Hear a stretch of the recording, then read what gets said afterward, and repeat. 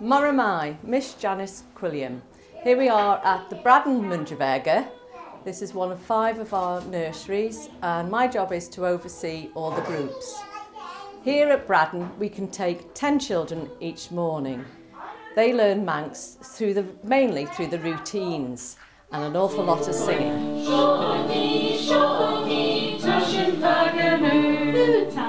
Moramai, Miss Adrienne. I've been the playgroup leader for 5 years and I have to say I'm very, very proud to be part of Mooinjer Veggey, and I never thought I would actually learn another language myself. I knew a few basic words and I've picked up so much myself, and it's an ongoing process. And I love singing with the children, and we have lots of set expressions with all the set activities that we do.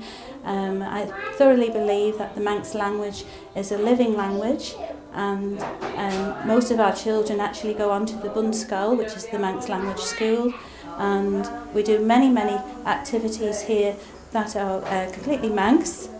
We have Manx history as well, and we sing so many songs that related to everyday activities which encourage them to remember certain words as well.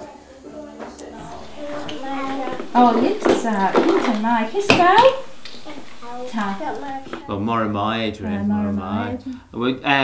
I was just thinking of, I talked to Ori, my 2-year-old son, just in Manx, and I know he's just picks up the language, no problem really. Is that, do you find that here at such an early age? I certainly do, yes. They seem so very relaxed about the language. They don't realise that actually they're learning a completely different language. And I think with the musicality of the Manx language, it does help them with learning different languages as well as they get older.